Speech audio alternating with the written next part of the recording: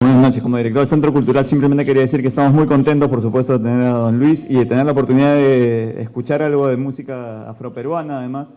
Estamos esperando a Milagros Caraza para la presentación del libro, pero creo que no hay mejor forma de empezar la presentación de este libro con un homenaje de alguna manera a uno de los mayores representantes de la cultura afroperuana y seguramente, bueno, más allá de ser la mejor bailarina marinera del Perú de todos los tiempos, ¿no? Así que estamos muy contentos como Centro Cultural de darles la bienvenida a todos y que empiece la jarana, ¿no, Luis?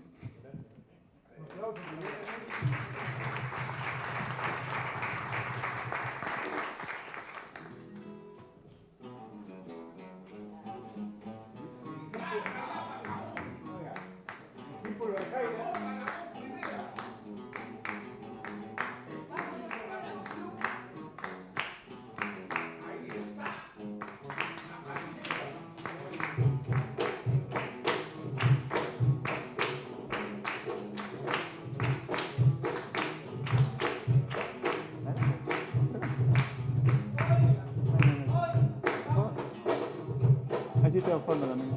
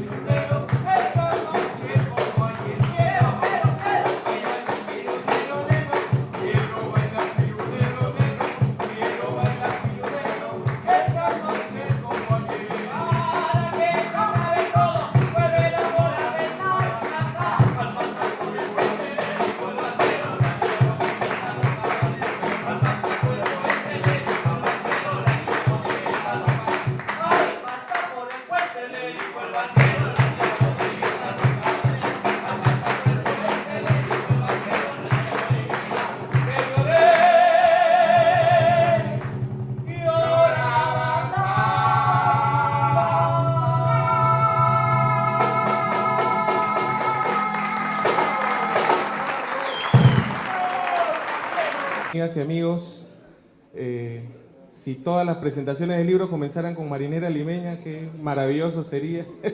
En este caso no podía faltar de ninguna manera.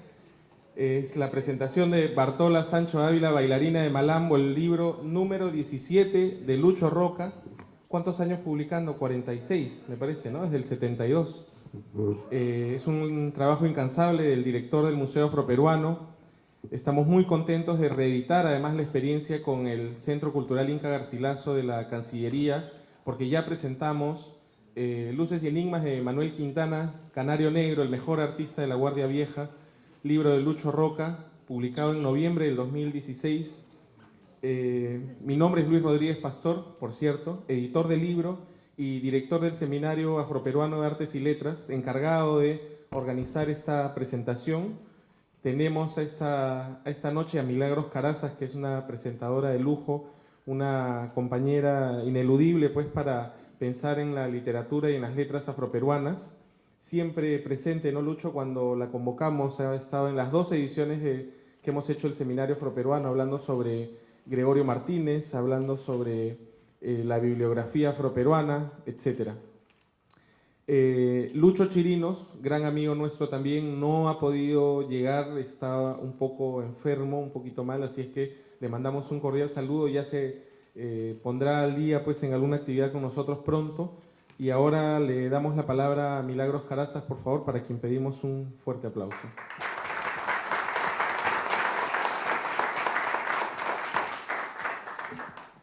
Buenas noches.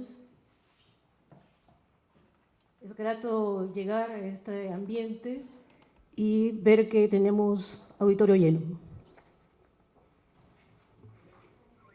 Creo que es algo que le gustaría mucho a Bartola, estar entre el público y ser recordada con mucha gente. Para empezar, creo que primero hay que ubicar el texto de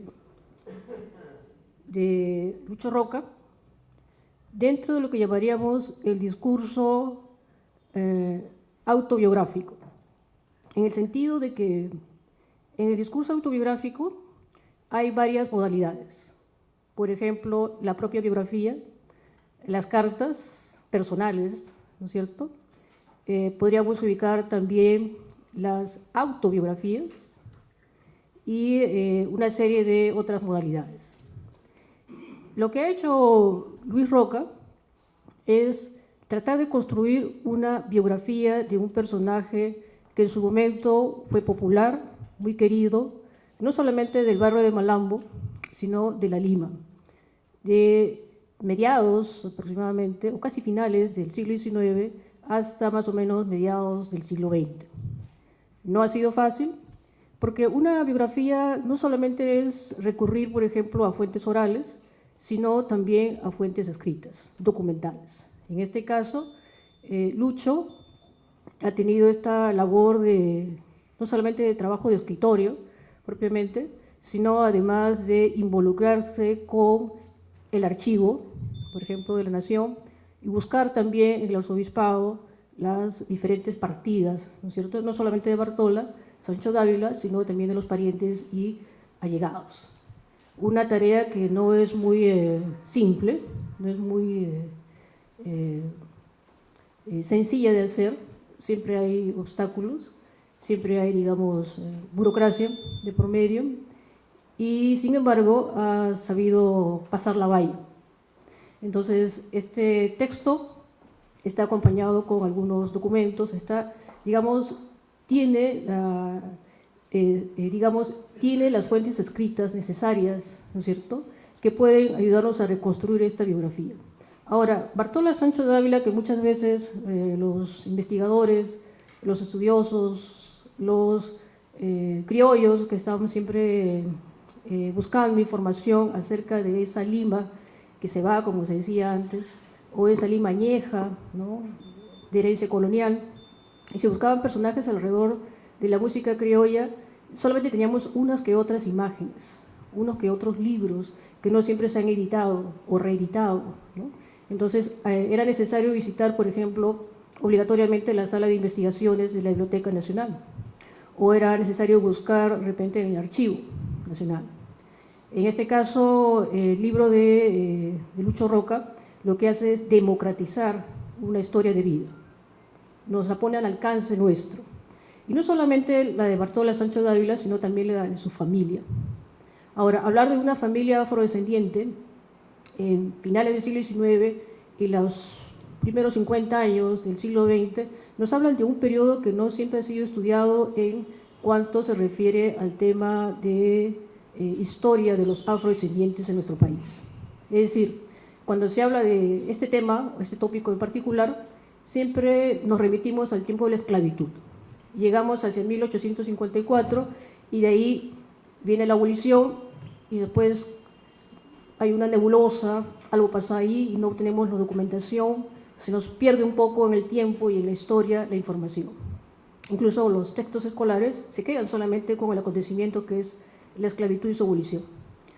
Luego hay algunos textos, algunas referencias sobre los años 20, los años 30, por ejemplo, algunos artículos que han ido apareciendo, que hablan más bien de los afrodescendientes como obreros, como parte justamente de la clase baja, básicamente obreros albañiles, muchos de ellos, la gran mayoría, que participan, por ejemplo, en el Club Alianza Lima, ¿no?, curiosamente, o que ayudan, por ejemplo, en la construcción y la ampliación de las avenidas, las calles, la construcción de los diferentes ministerios, más tarde las grandes unidades escolares, etcétera, etcétera, ¿no? Esa es la plana obrera, de alguna manera.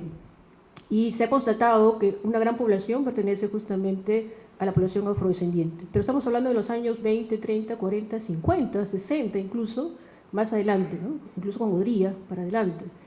Por ejemplo, un poeta como Leoncio Bueno, que ya tiene sus 98 años, ¿no?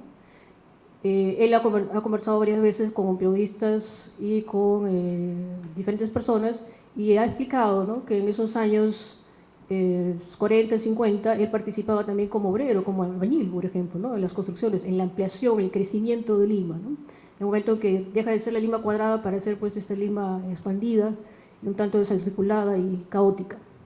Entonces, en ese lapso, por ejemplo, de finales del 19, las informaciones que teníamos de repente eran algunas noticias, algunas notas de periódico de repente, ¿no?, de repente del comercio, alguna cosa que parecía por ahí, ¿no?, de repente incluso volteando el siglo, algún relato, alguna referencia, ¿no?, acerca del afrodescendiente y lo afrodescendiente, ¿no?, que ya estaba, digamos, siendo absorbido por esta temática de lo criollo, ¿no?, lo criollo envolvente, ¿no?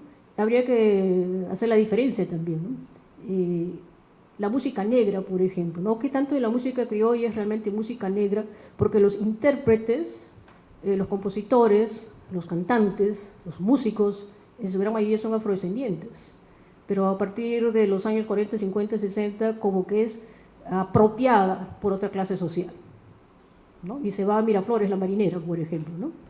Y se convierte también en una marinera limeña, ¿no? Y se desahucia, por ejemplo, de la limeña bailada sin zapatos, ¿no? O el tondero, por ejemplo, ¿no?, que también se baila sin zapatos, ¿no? Es decir, bailes de pareja, de sensualismo, ¿no es cierto?, de enamoramiento, pero bailados efectivamente en la hacienda, ¿no?, o los alrededores, en el campo, pero luego son traídos pues al salón, ¿no? Son traídos a la ciudad, a Lima, y empiezan a ser bailados en salón. Entonces, con Bartola Sancho Dávila, este libro, por ejemplo, nos trae la historia de esta familia en particular, que también son obreros, por ejemplo. Algunos de ellos son albañiles. Y habla de ese momento de la música criolla, lo que podríamos llamar de la quinta, ¿no es cierto? O algunos dirían del callejón, ¿no?, de un solo caño, como se cuenta muchas veces en las canciones. Al hablar del malambo, nos recuerda también, por ejemplo, Barrios Altos, ¿no? Hay una comunicación permanente. Luego tenemos en Malambo la reconstrucción parcial de una historia que merecería todavía investigarse, ¿no? En el RIMAC han habido algunos intentos, hay algunos libros que intentan reconstruir la historia del RIMAC, y obviamente incluyen Malambo, pero no la desarrollan como quisiéramos, ¿no es cierto?, sobre todo los que estamos relacionados al tema afro, peruano. En este caso, aquí tenemos información acerca de lo que sucede en Malambo y nos podemos contextualizar, ¿no?, alrededor. Les menciono dos libros alrededor de este, o sea, que complementan un poco la información. En el libro Erasmo y Anacón del Valle de Chancay, que es publicado para los años 1974 por José Matos Mar y Jorge Carvajal, que es un trabajo que se hizo en Ciencias Sociales en San Marcos. Se hace un trabajo en Chancay, efectivamente, y se encuentra este anciano que era decimista, o sea, no solamente era un trabajador de campo de la hacienda, sino que también era decimista, al igual que toda su familia. Había una tradición en este caso. Y él, por ejemplo, cuenta en algún momento en su testimonio, que también es parte de este discurso testimonial, que llega a Lima, y él viene a Lima hacia los años 20, 30, y tiene una descripción de la Lima de ese momento, ¿no? Entonces, la descripción de él es, por ejemplo, que viene en tren de Chancay a Lima, el viejo tren, que ya no existe obviamente, una vieja ruta que venía por Ancó y de ahí venía por acá, por terrestre, y luego llega al centro de Lima, ve la plaza, la iglesia de San Francisco, y luego cruza el puente para irse efectivamente a lo que conocemos ahora como el Rímac, y se ubica en la parte de Malambo. Hay una descripción, por ejemplo, ¿no? Esto también lo menciono porque se complementa con otro libro, ¿no? Hay como pequeñas estampas, ¿no? Pequeños chispazos de descripciones acerca de esa Lima anterior. El otro es el libro Habla la ciudad, que es un conjunto de testimonios que se publican hacia el año 82 más o menos, un trabajo que se hizo en San Marcos con alumnos de letras, y la tarea, el objetivo era recorrer Lima, el centro de Lima, particularmente los alrededores del Plaza San Martín, hasta la avenida Tacna, 2 de Mayo más o menos, y hacia arriba hasta Barrios Altos, incluso hasta el cementerio, ¿no? La parte más alta, por el Girón Ancash, ¿no? Entonces hay dos imágenes de Lima, ¿no? La Lima, digamos, llena de ambulantes, un tanto modernizada, desordenada, viciosa, ¿no es cierto? Pero también está la otra Lima de Barrios Altos tradicional. A mí me interesa mucho esta de Barrios Altos tradicional, porque aquí, curiosamente, casi sin pensar, se recuperan, ¿no? Se recopilan testimonios cortos, pero de criollos, que son intérpretes o músicos, ¿no? Por ejemplo, ahí aparece una intérprete de las canciones de Pinglo, y empieza a hablar de Pinglo, ¿no? Cómo Pinglo pasaba por su familia, su casa, e iba por los barrios, y todas un poco las anécdotas que recordaba ella desde niña, por ejemplo, ¿no? O por ahí otro cantante que también recuerda sus años mozos y cómo tuvo cierto éxito, y empieza a explicar, ¿no? Cómo era, digamos, por decirlo de una manera, la movida cultural criolla en Barrios Altos, ¿no? Para su época juvenil. Entonces, hay libros que complementan la información, ¿no? De lo que está sucediendo en Malambo y en Barrios Altos, por ejemplo, en paralelo, y se puede reconstruir en conjunto, ¿no? Con estas diferentes informaciones de libros, un poco el contexto, un poco las diferentes referencias descriptivas, ¿no? La información que se tiene sobre estas diferentes familias, ¿no es cierto?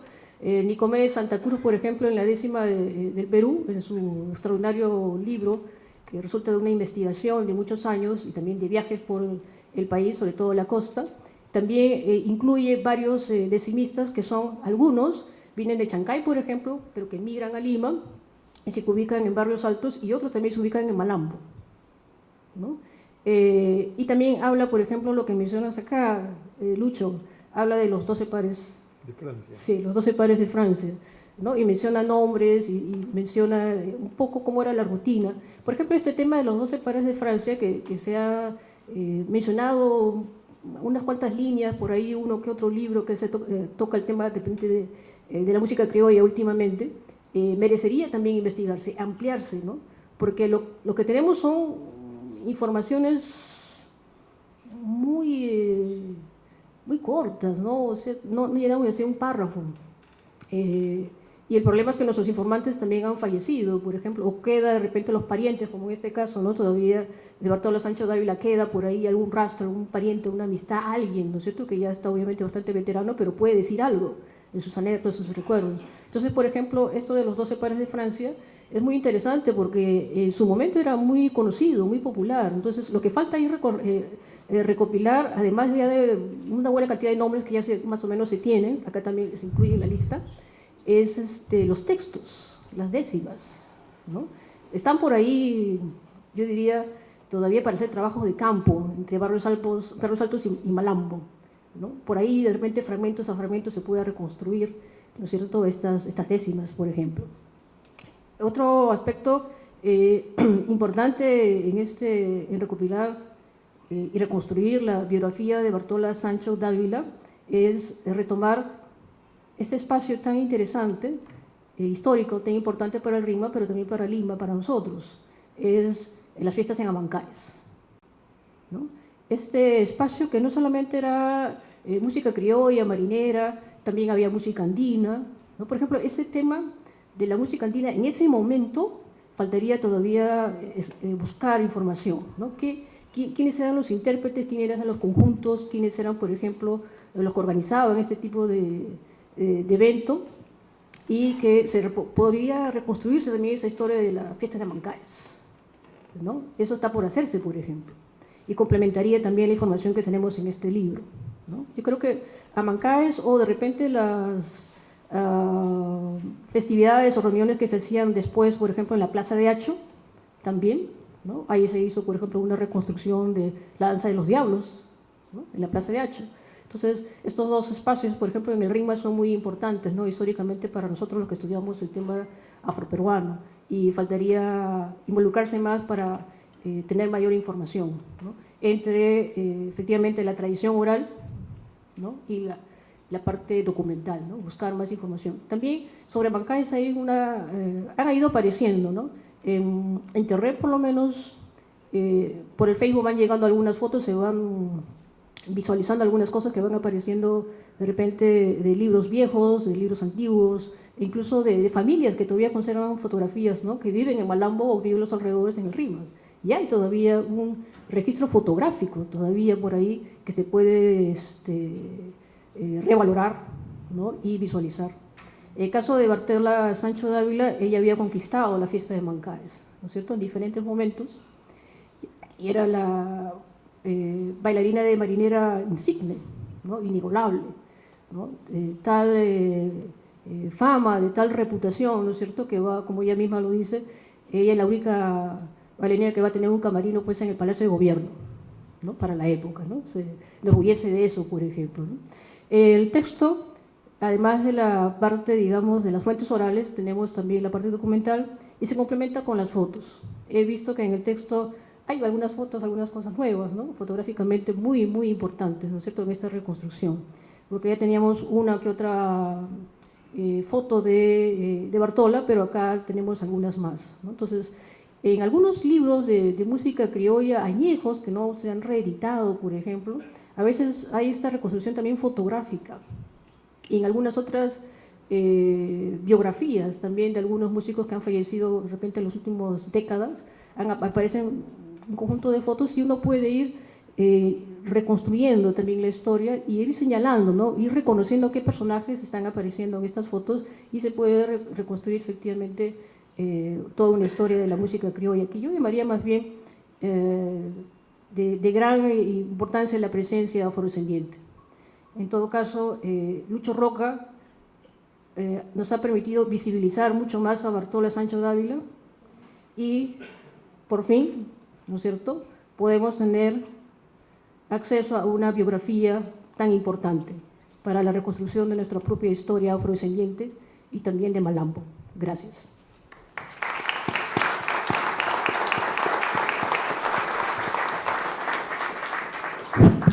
Gracias, Milagros. Muchísimas gracias por tus importantes e interesantes palabras. Pasamos ahora a Lucho Roca, el autor de este libro. Gracias, Lucho, en primer lugar, por todo tu trabajo. Ha sido impresionante a la hora de la difusión del libro, ver en redes la cantidad de gente que lo admira, que lo respeta, que lo sigue desde distintas provincias y desde el extranjero. Hemos visto en Chile, en Ecuador, etcétera. Es sintomático de un respeto realmente merecido. ¿Cuántos años Lucho trabajando con los afroperuanos? ¿Cuántos años Lucho trabajando por los demás, diría, ¿no? En general, su nivel de generosidad y de un nivel de ética, además, que es ejemplar para los jóvenes, yo creo que es admirable. Gracias, Lucho, y por favor pido que lo recibamos con un fuerte aplauso.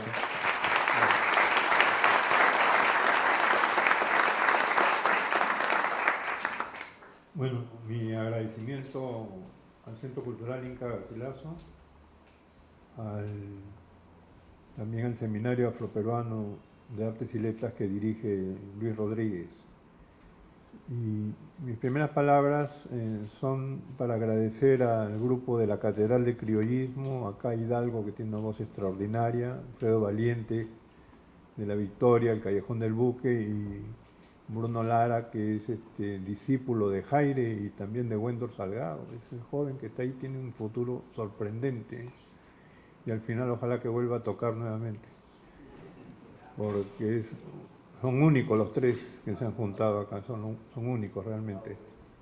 Sí, entonces,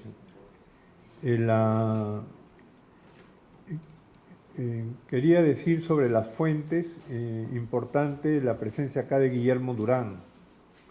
Guillermo Durán, sobrino de José Durán, conoció a Bartola Sancho Dávila, la vio bailar, y también él con su tío han hecho entrevistas a familiares y amigos de Bartola, y buena parte del archivo de la familia Durán, por la generosidad de ellos, se encuentra actualmente en Saña, ¿no? Hemos estado juntando los documentos y estamos con una pequeña sección sobre Malambo, y una buena parte pertenece al archivo de Guillermo y José Durán. En estos momentos hay una joven canadiense que está 3 meses trabajando esos archivos, ordenándolos, porque es mucho material. Y que esta historia de la reunión sobre Malambo, no sé si estará por acá Darío Mejía, tanto gusto. Darío Mejía ha colaborado con la foto de la carátula, que era muy difícil. Hay pocas fotos de Bartola Sancho Dávila. Es sorprendente, casi de joven no hay ninguna foto, y esta es una en la que se le ve bailando directamente, la mandó desde Australia, y de milagro está presente acá de viaje, y también nos facilitó otra foto de los ascues muy jóvenes, a la edad de 20 años aproximadamente, con Sáez, que en los años 20 era el grupo que estuvo en Palacio de Gobierno junto con Bartola. Está la foto, estas fotos fueron enviadas desde Australia por Darío. Mucha gente ha colaborado con esta investigación. Están también los sobrinos de Bartola, que son los hijos de los ascues, de Elías y de Augusto, ¿no? O sea, Pedro y Rolando, que nos han facilitado información sobre Bartola Sancho Dávila. Y Eligio Ronceros, malambino, que nos facilitó los contactos con personas que conocieron al nieto de Bartola, el único nieto, y nos informó que tenía 3 bisnietos. O sea, en total es posible que actualmente haya 3 personas, actualmente acá en Lima, una de ellas está en Italia, que son descendientes de Bartola Sancho Dávila. Son parte de las fuentes, y en la investigación nos hemos encontrado que, con un hecho real. La mayor parte de datos sobre nacimientos, inclusive nombres, apellidos y fechas referentes a los afrodescendientes, tienen fallas, o sea, no coinciden con los documentos oficiales de nacimiento, matrimonio, etcétera, ¿no? Entonces, esos son hechos que nosotros hemos tratado de ir verificando y cruzando información. Entrando al tema de fondo, el archivo de Malambo viene desde el momento en que hemos estado conversando con Rafael Santa Cruz sobre Duelo en Malambo, la obra, el enfrentamiento entre Tirifilo y Carita. Entonces ahí él nos pidió información y nosotros estuvimos apoyando con estudios en la Biblioteca Nacional sobre Malambo. Estaríamos hablando de unos 8 años atrás. Después de ese periodo nos dedicamos a trabajar el personaje del Canario Negro, Manuel Quintana, el Canario Negro, que prácticamente fue descubierto por Bartola Sancho Dávila a la edad de 20 años, descubrió la voz de Bartola descubrió la voz de Quintana y lo llevó a Malambo, y justamente sus familiares de Bartola, tanto Mateo como Braulio, lo adoptaron como malambino y le enseñaron el arte de la jarana, el canto de jarana, al Canario Negro, que es uno de los principales cantantes de la Guardia Vieja. Esa fue la segunda fuente, ¿no? Y luego veníamos ya que otros temas abordar sobre nuestros antepasados, y entramos a trabajar el tema de la zamacueca del siglo XIX. Presentamos una ponencia en San Marcos en un evento, un congreso sobre Nicomé de Santa Cruz que organizó Maribela Relucea, y aparecía el tema de la zamacueca ligado a la fiesta de San Juan de Amancay y también Malambo, aparecía la zamacueca. En conversaciones con Guillermo Durán, que dialogamos siempre, él me dijo algo tajante, ¿no? Él es uno de los que tiene los mejores archivos sobre los afrodescendientes a partir de los trabajos de Durán. Tiene cassette con la voz de los Ascuez y transcripciones de esas canciones. Me dijo que el personaje clave para comprender Malambo es Bartola Sancho Dávila. Esa fue su conversación que tuvimos con él hace 3 o 4 años. Entonces, a partir de ese diálogo empiezo a investigar el tema de Bartola Sancho Dávila, ¿no? Y entonces el resultado de esa investigación yo lo voy a sintetizar brevemente en estos momentos, y ese es el resultado de este pequeño ensayo que estamos presentando el día de hoy. Una motivación para escribir este tema está en que Saña ha sido declarado por la UNESCO sitio de memoria de la esclavitud y la herencia cultural africana. Entonces fue un trabajo de mucho tiempo y se logró recién el año pasado que la UNESCO reconozca a Saña sitio de memoria de la esclavitud y la herencia cultural africana. Entonces, en conversaciones con Julie Guillerot, esposa de Rafael, ella también estaba muy interesada en que Malambo sea reconocido como sitio de memoria de la esclavitud y la herencia afroperuana, la calificaba ella. Hizo un seminario en diciembre del año pasado donde se tocó ese tema, ¿no? Y nosotros presentamos una introducción sobre los íconos de Malambo, y estaban los Ascuez, Canario Negro y Bartola. Es una introducción que se hizo, pero el espíritu de estos trabajos están orientados a que Malambo, por iniciativa de Julie Guillerot, sea declarado sitio de memoria de la esclavitud y la herencia afroperuana. O sea, es como una contribución a ese trabajo que es muy complejo y muy difícil. Y la síntesis de lo que yo voy a presentar de la importancia de Malambo es la siguiente, que los datos concretos que se tienen es que los esclavizados que llegaban al Callao, una parte de ellos eran trasladados a Malambo, y en Malambo habían galpones, y en esos galpones eran colocados los esclavizados, hombres, mujeres y niños, en cuarentena para ver su grado de enfermedad y salud y el precio de venta. Era un espacio de compra y venta de esclavizados. También estaba muy ligado a ese espacio la iglesia de San Lázaro, porque ahí están los registros de bautismo, etcétera, ¿no?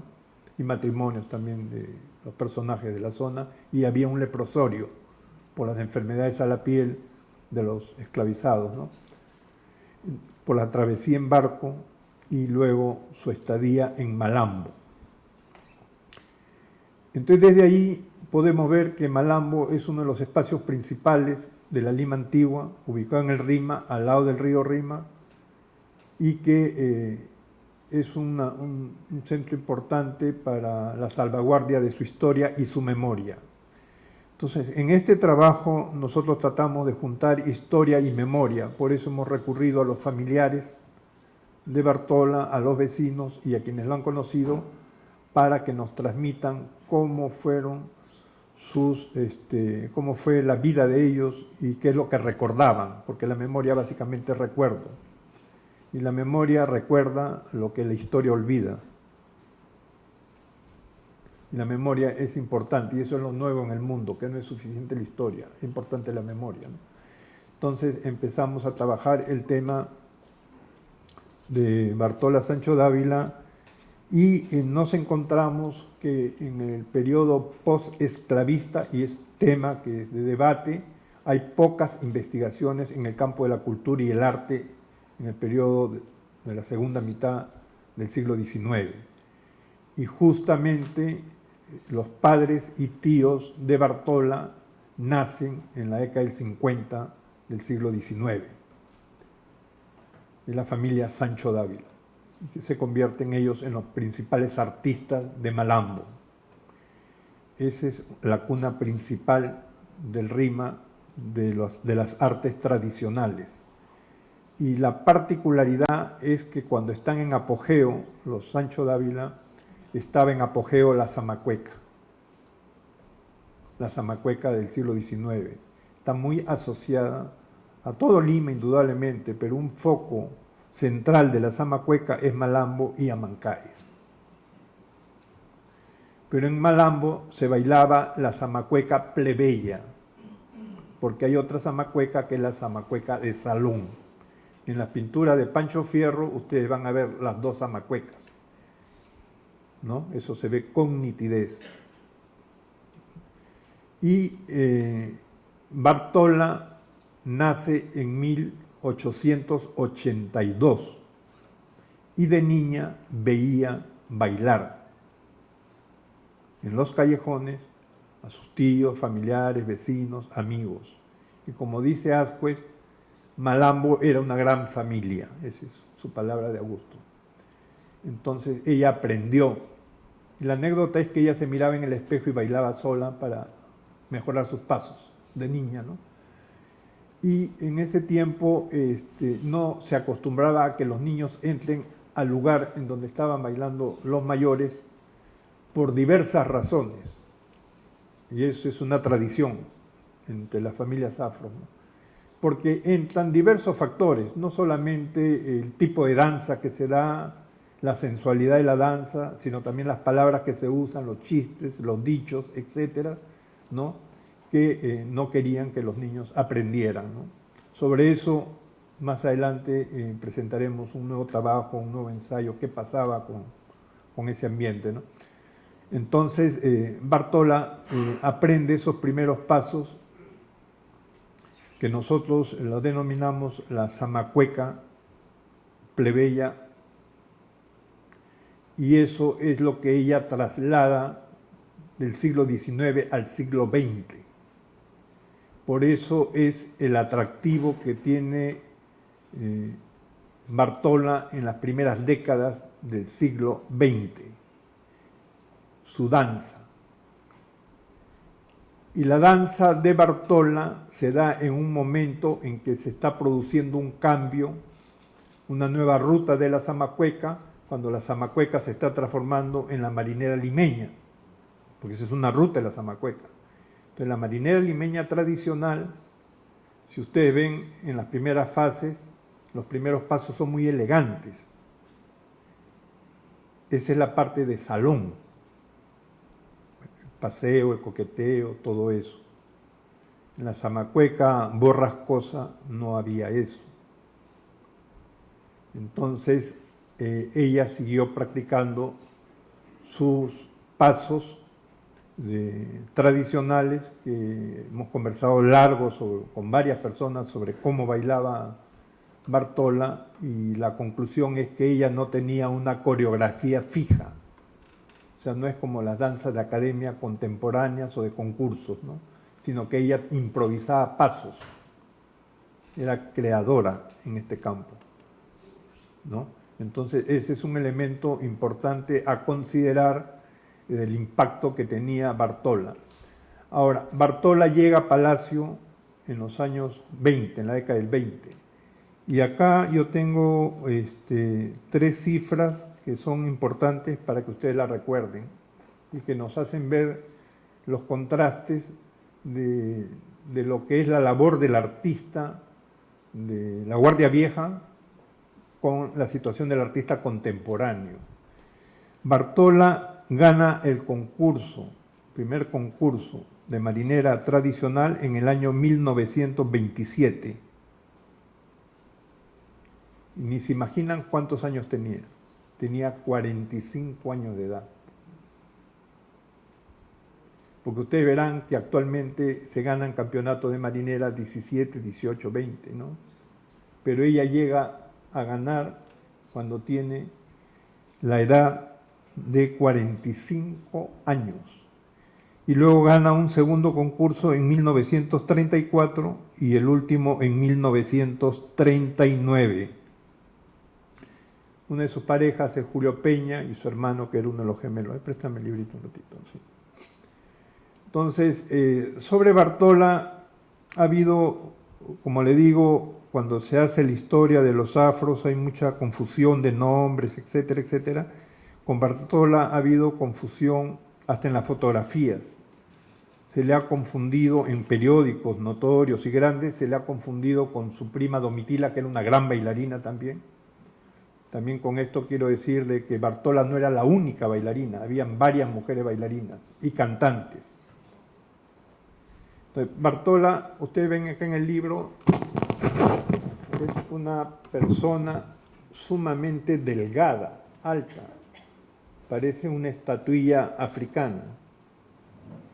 Y el conjunto de músicos, la mayoría son afrodescendientes.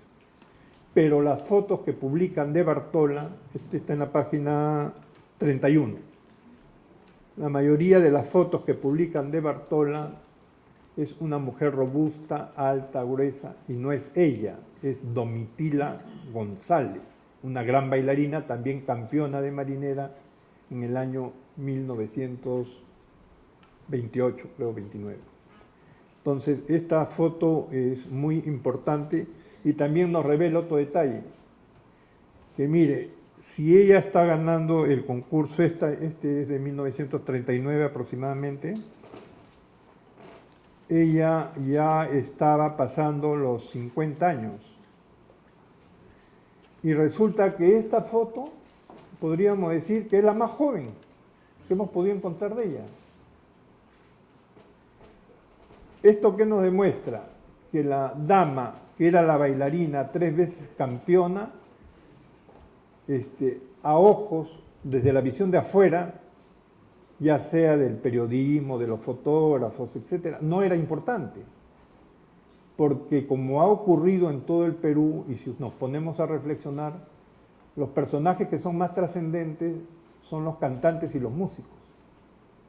Pero la bailarina o el bailarín queda en un segundo plano. Por eso es que casi no hay, como decía Mónica Rojas, que es la persona que ha hecho el epílogo, el prólogo lo ha hecho Maribela Relucea, para ella le parecía que era la primera biografía de una mujer bailarina en el Perú, y afro inclusive, primer caso. Pero lo sorprendente es que haya una foto en donde ella tenga más de 40 años, cuando ella ya había triunfado ya en 3 concursos y además había bailado delante de 3 presidentes de la República, Pierola, Leguía y Prado, y 3 veces había estado en Palacio de Gobierno. Y ella misma decía que era la única artista malambina que tenía su camerino en Palacio de Gobierno. ¿No? Entonces, esos elementos que le estoy dando es que tiene que ver con la visión desde afuera sobre Malambo y la visión desde afuera sobre la mujer, ¿no? O sea, prácticamente estaba invisibilizada. Pero a Bartola lo que lo levanta es la leyenda del propio pueblo de Malambo y sus recuerdos, porque ellos, la población, y hasta hoy, la tienen a Bartola como un ídolo. El ídolo principal es Bartola Sancho Dávila. Y entre las personas que aquí están presentes y practican las artes tradicionales, la danza, reconocen a Bartola en un símbolo fundamental, ¿no? Y por eso era importante darle visibilidad a este personaje. ¿Y qué más hemos descubierto con Bartola? Que Bartola triunfa, pero nadie podía imitarle los pasos, porque ya había un cruce entre la marinera de salón, o la zamacueca de salón, y la zamacueca plebeya que ella seguía practicando, ¿no?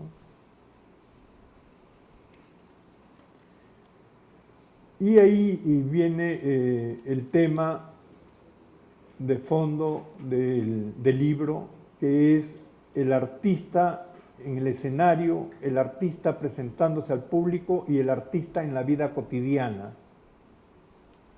O sea, ahí hay un problema de la mirada desde afuera, llega a un límite, a una barrera, o sea, no llega a ver adentro qué pasa en la vida cotidiana del artista. Entonces la pregunta era, ¿cómo era la vida de Bartola? ¿Cómo vivía?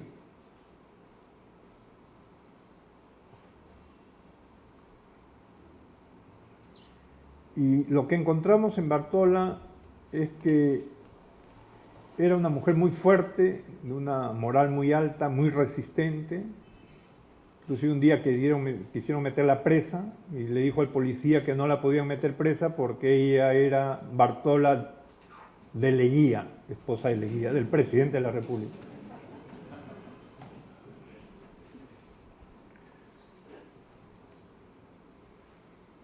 Le quitó el parte policial y anotó Bartola de Leguía, porque había ido a Palacio, obviamente, ¿no? Entonces, como toda afroperuana de aquellos tiempos, intentó ser cocinera, no aguantó más de una semana, lavandera tampoco, cuidando casa tampoco, y se peleaba con las patronas, no duraba más de una semana en esos trabajos de servicio, era muy rebelde.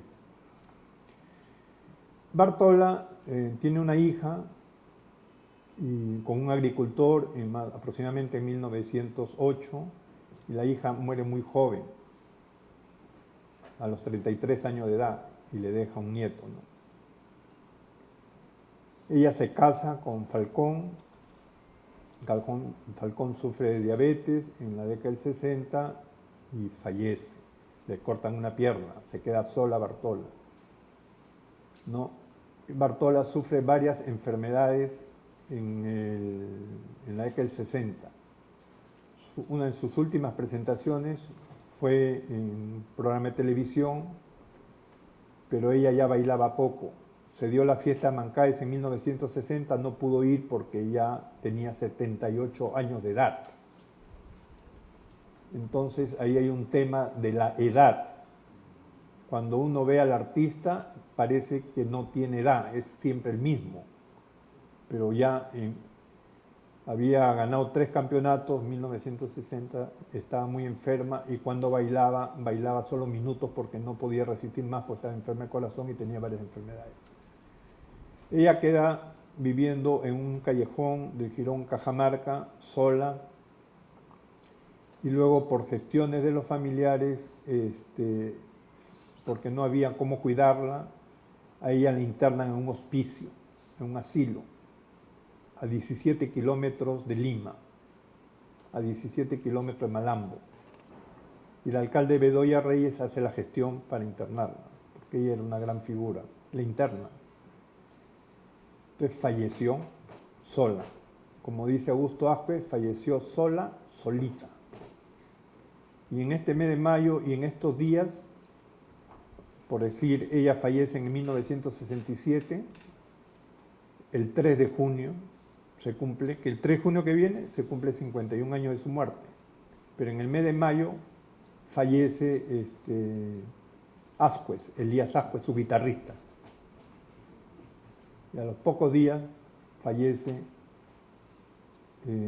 Bartola Sancho Dávila, y una multitud salió a despedirla, la velaron acá en el RIMA, y luego la trasladaron al cementerio, ¿no? Quisieron cantarle, hacer música, pero Augusto Ascuez estaba muy dolido porque además había fallecido un nieto en el mes de mayo, o sea, es un mes trágico, ¿no?, de Bartola. Y finalmente Bartola es enterrada en el cementerio El Ángel. Juan Miguel Barandiarán, que colabora con el museo, es representante del museo acá en Lima. Si te acercas un poco, Juan Miguel, para que te conozcan. Joven, él es representante del museo.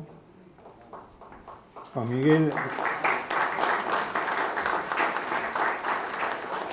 encontró la tumba de Bartola Sancho Dávila en el cementerio El Ángel y conversó con los sepultureros y dijeron: a esa tumba no la viene a visitar nadie en los últimos años, ¿no? Estaba así empolvada. Ese es testimonio que nos dio y tomó una foto que está publicada en el libro. Y ese era el testimonio que nos dio sobre su fallecimiento Juan Miguel, ¿no? Y lo que recogió allá. Lo otro que es importante es el rol de Bartola como mujer, porque también en la música hay patriarcalismo. Tenemos nuestras estrellas, pero Bartola no ha figurado como la gran estrella, pues no se sabía qué cosa hacía. Sabíamos de los 3 campeonatos que tenía, ¿no? Pero Bartola nos pone al descubierto un elemento nuevo, el rol de la mujer en las jaranas. O sea, Bartola y sus primas, y hemos hecho una lista de 7, 8 mujeres aproximadamente, sus hermanas, cantaban, bailaban y entraban en competencia de amor fino y algunas de ellas en contrapunto de jarana. Bartola tocaba cajón. Además, ellas preparaban la comida. Ellas sostenían la jarana. Además era parte de la alegría porque eran grandes bailarinas. Entonces es sorprendente cómo no se le ha dado visibilidad al rol de la mujer en Malambo. O sea, no era solo Bartola, era un conjunto de mujeres, además vecinas y amigas, que participaban en este proceso de las jaranas. O sea, las jaranas no es un asunto solo de hombres, sino de hombres y mujeres. Entonces me ha dado gusto cuando salieron a bailar Casanova con la amiga, creo, de los 12 pares de la jarana limeña, porque antes se llamaban 12 pares de Francia y se han cambiado a 12 pares de la jarana limeña, que han resucitado los 12 pares que habían en Saña. Los tenemos chequeados ya. Y nos ha dado gusto que hayan bailado. O sea, la jarana tiene un rol protagónico a la mujer. Ese es un punto clave en la historia. Y eso es lo que se reconstruye con Bartola. Y ojo, cuando la contrataban a Bartola, ya sea en Palacio o para que baile en el Teatro Segura, a Bartola le cancelaban. Ella era la estrella. Le pagaban y según Ascuez, Bartola distribuía el dinero entre todos los músicos por igual. O sea, administraba la economía. O sea, los que la contrataban la valoraban a ella no solamente como bailarina, sino que era la principal.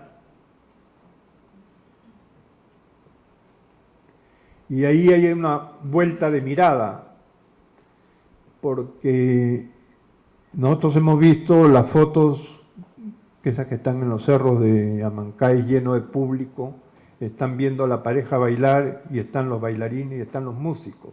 Entonces la pregunta que nos hacemos es: ¿el público a quién está mirando? ¿Qué está viendo? Claro que hay una sincronía entre la música y la pareja, pero la pareja es la que está compitiendo. Entonces ahí el rol de la mujer cobra mayor importancia en esas competencias, ¿no? Y cuando he conversado con Guillermo Durán, él me dijo una frase que es muy importante: los Ascuez no eran solo, son los Ascuez más Bartola es una unidad. ¿Me entiende? O sea, los músicos y los bailarines son una unidad. Es muy, muy sabia esa palabra, esa frase, porque nos permite comprender la relación entre la música y la danza. Y la música y la danza son transmisión de sentimientos, ¿no? Entonces ahí hay una armonía como la que acabamos de ver ahora, que hasta el timbre de voz cambió Hidalgo cuando vio a la pareja bailar y se emocionó. Sí, emociona muy rápido.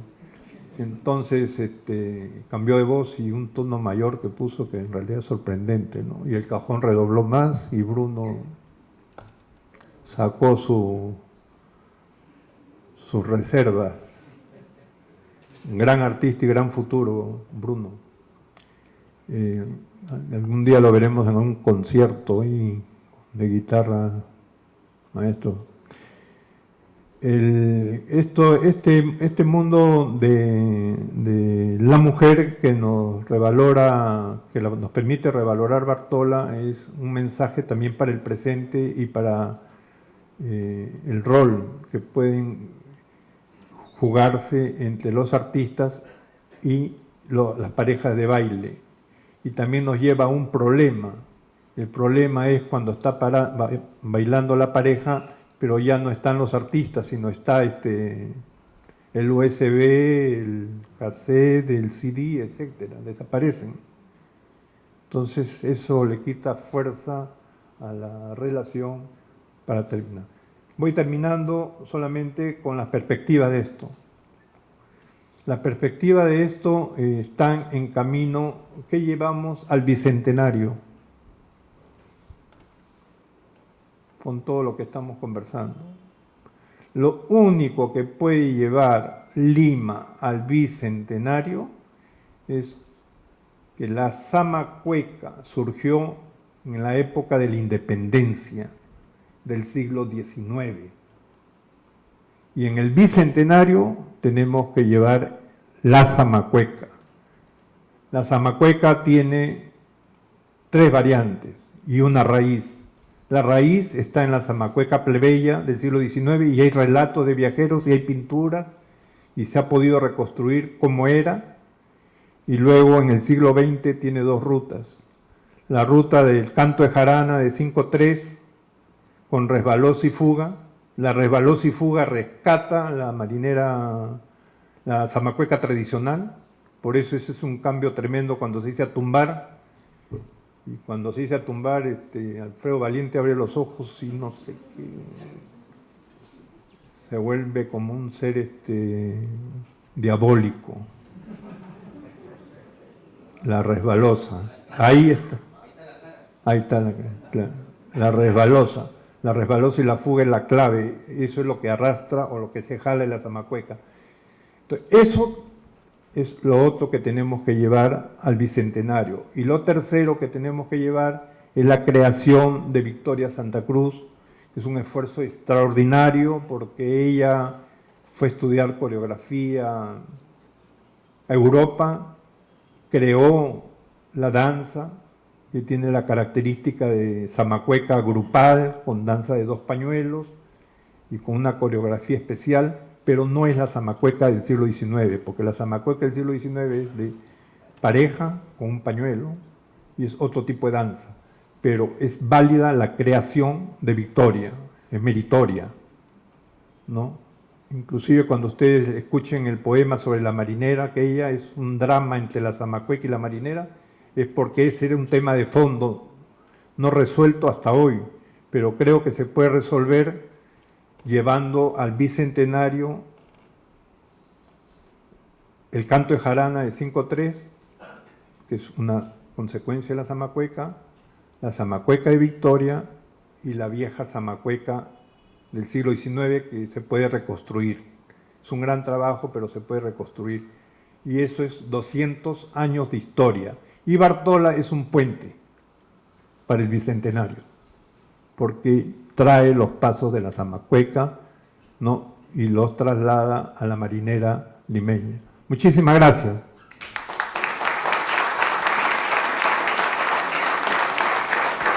Gracias, Lucho. Nos quedan 5 minutos antes que A ver, Valiente. se acabe todo. Así es que, lado B, pedimos por favor. favor, súper breve, porque seguro van a querer pedirte una firma. Ya me quito el micro, todo. Solamente voy a anunciar que Bruno Lara es discípulo de Carlos Jaire y también a la Catedral del Criollismo. Es un talento especial. Con él hay que mirar hacia el futuro. Es la nueva generación. Alfredo Valiente es del barrio de La Victoria, el Callejón del Buque, y tiene lazos con el norte del Perú. Y por eso este caballero toca tonderos, toca de todo. Hidalgo tiene una voz privilegiada y transmite mucha emoción. Es de la Catedral del Criollismo. Es un grupo excepcional que se ha juntado acá milagrosamente para rendirle homenaje a Bartola Sancho Dávila. Un aplauso.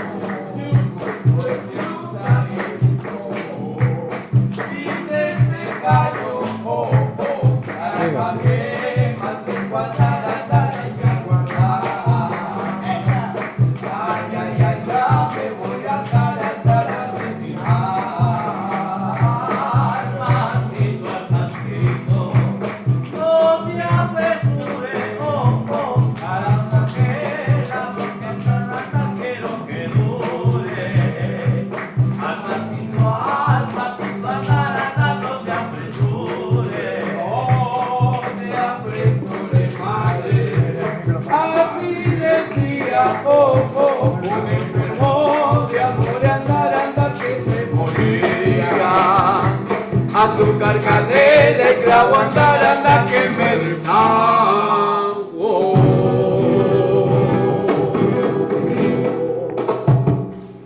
Tumba, entonces que no corre.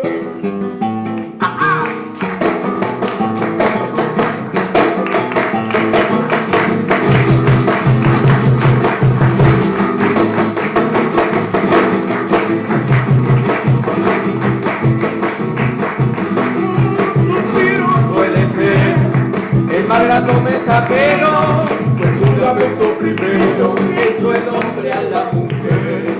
El juramento primero, hizo el hombre a la mujer. Tengo a pedirte perdón, no puedo seguir contigo, pues mi mayor enemigo es mi propio corazón. Pues mi mayor enemigo es mi propio corazón. Nadie adivina lo que me pasa. A la casa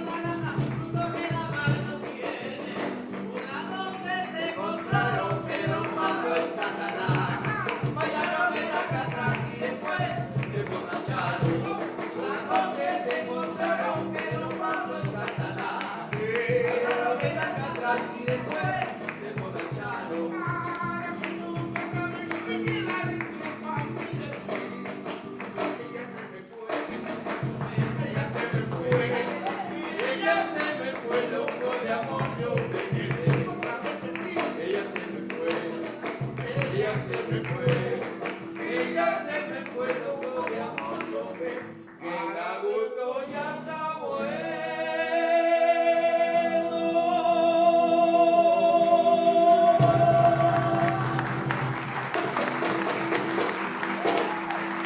Agradecemos su presencia, agradecemos realmente que hayan venido al Centro Cultural, por supuesto, a Susan Salguero, a Alejandro Neira.